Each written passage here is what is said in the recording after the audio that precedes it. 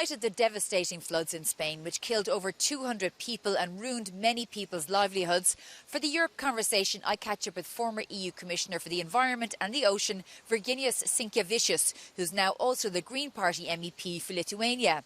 He says he's worried about the EU's ability to combat global warming with the European Parliament's shift to the right and far right of the political spectrum. Virginijus Sinkevičius, thanks very much for joining us on the Europe Conversation.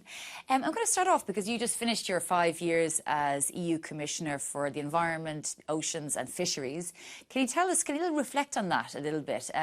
How did you find, for example, Ursula von der Leyen as President of the European Commission? Thank you very much for having me. Well, I think she showed a tremendous leadership, especially in crisis situations. She's been reactive. Ukraine, but also COVID. She was always there on the ground, very much involved, looking for solutions, trying to get decisions through. I would say that was very difficult 5 years, but in many of those cases, Commission under the leadership of Ursula von der Leyen found solutions. For example, going out of COVID, all member states together. I think that was a huge European moment. But the principle for the Union, that was amazing. Doesn't matter. Your GDP is a size of Cyprus or a size of France or Germany. Everyone got vaccines together and everyone got out of COVID together. So I hope that the next 5 years will be also about the commitments that were taken, with which we went ahead with, because you need to give clarity also to businesses, to stakeholders, to partners abroad. So therefore, even so that the House, of course, is much more right-wing leaning, but actually if you compare the coalition 5 years ago and coalition now, it's the same. It's EPP, SND and Renew. Three-party coalition, which in many cases can be supported by Greens, can be supported, of course, by the other groups, but I think that gives also a clarity that decisions that were taken, they need to be implemented. But one of the issues that Ursula von der Leyen championed when she first arrived in 2019 was, of course, the Green Deal. And you were the only EU Commissioner from the Greens, and also you're the only Green MEP for Lithuania. But we've seen her and the EPP party, which led the Green Deal, roll back quite significantly on the issue of deforestation and also the nature restoration deal. So does that make you feel that things aren't as secure when Ursula von der Leyen meets these particular moments? Well, I don't want to pin it on one person. I think Commission is a much broader body, which also heavily influenced also by the member states. I think what's extremely important is that when we arrive to a decision at the EU level, and it's way different. I was a minister also in Lithuania before arriving to Commission. It's way different from a national level. It's much more difficult because you have 27 member states with different interests, different cultural backgrounds, different understanding of priorities. And then you also have the parliament, which sometimes very split on some issues, sometimes very united. So to arrive to that decision, it takes you 2-3 years. It's never straightforward. So therefore, I think it's extremely important to respect those decisions because they were reached under the compromise. But the EPP, which was interesting ahead of the European Parliament elections, essentially, denigrated the Green Deal and they sort of cast it off as the idea from the Greens. And the Greens had actually nothing to do with it. I always look back and I think it's so funny that Greens had to pay the bill when they were not even part of the coalition. Yes, the elections did not go too well for the Greens. They were accused of the Green Deal, while it was, Commission had the largest number of commissioners were from EPP. If you look at the governments, the largest number of governments is EPP, and the biggest group in the House was EPP. But somehow they managed to turn it around and pretend that now they sort of, because even, the biggest protests were farmers. So if you actually even look back why they protested, the main thing was CAP, the new CAP, and the implementation of GAIX, which is this environmental pillar of the cap, which was always there. But the proposal came actually from the EPP commissioner. At that time, my colleague Phil Hogan was responsible for agriculture, and it was his proposal, which was finalized then by Janusz Wojciechowski, who is even ECR. So, but on a very serious note, though, the fight against global warming is potentially interrupted by the makeup of the European Parliament, which is, as you mentioned earlier, moved to the far right, to MEPs that are not as committed, let's say, to global warming, the fight against that. I mean, we look at Valencia in Spain in the last couple of weeks, well in excess of 200 people dead, complete carnage, some of the worst rain this century.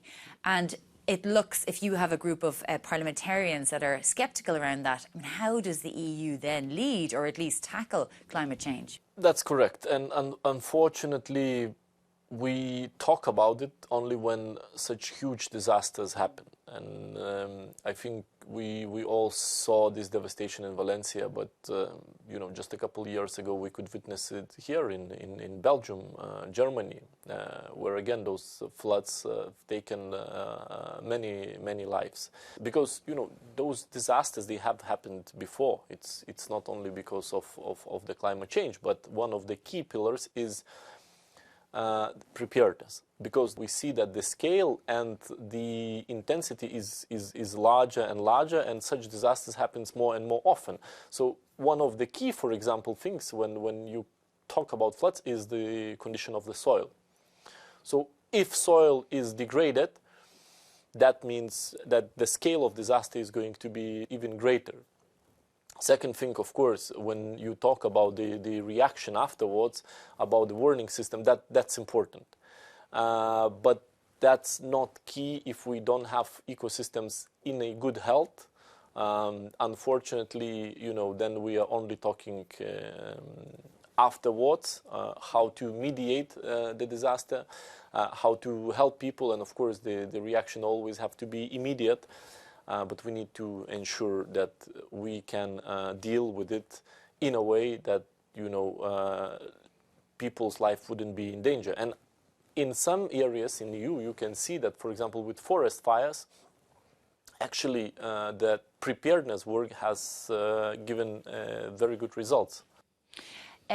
Just moving on to Lithuania, because the situation in Ukraine is pretty dire. And we're coming into, again, winter, where Russia is targeting energy sources again, demoralising the citizens there and, of course, the army. Are you confident over the next 5 years the EU and Europe and the West has got what it takes, given how President Zelensky's victory plan has sort of, that the response has not been very strong to that? I'm not comfortable about upcoming winter. Not even talking about 5 years. The upcoming winter will be the most difficult one. I think, you know, already, you know, rebuilding the heating, energy, electricity infrastructure was very difficult task, and Russia continued to do so. It's an open terrorism against innocent people, because, you know, it's not military infrastructure that is without water, without heating, without electricity. No, it's people, it's hospitals, it's schools, it's people's houses. And of course, they continue to do so this winter as well. We see that the capacities are limited. And the worst that, of course, there is a war fatigue. I mean, I cannot blame Ukrainians for war fatigue. You know, they've lost so many loved ones and close ones, family members, and they really defending fiercely. But, you know, US, Europe, I do not understand, you know, why there is war fatigue. We are not at war, we are not doing enough. And I hear more and more people, leaders, speaking about the war fatigue. And because, I mean, we hear President Zelensky hugely critical of the fact that he can't preemptively strike against 10,000 North Korean troops readying to fight his own army because of the restrictions. This is a unique thing that Russia managed actually to achieve in this war, and I think it will go into history books, that they separated their own society from the war very much. So, you know, they used prisoners, they used basically conscripts and so on, but taking them from, you know, faraway regions, not touching on bigger cities, Moscow and St. Petersburg.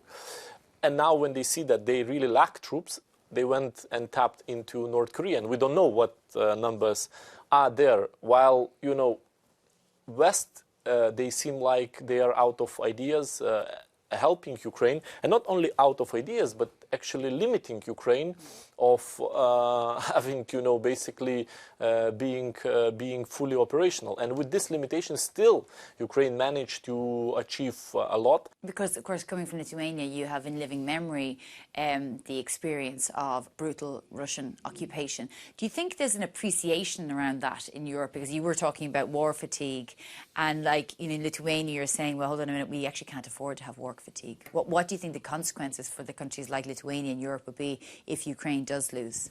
So we don't know where Russia stops. You know, they said they will never attack Ukraine. They have, you know, broken many rules before, and you don't know where the appetite ends. With now the military capabilities that they have built, with the number of troops that they have, you just don't know, you know, depending on the ending of this war, what they're going to do next. And maybe Putin will be tempted to challenge NATO. You know, very often NATO, by trying, you know, and history shows that, you know, by trying to avoid war, you end up in war, but you end up in a situation where you completely unprepared. So at least we have to be ready, so that he and his troops, generals, military would not be tempted to test our defense capabilities. Okay, Virginijus Sinkevičius, thank you very much for joining us on the Europe Conversation. My pleasure.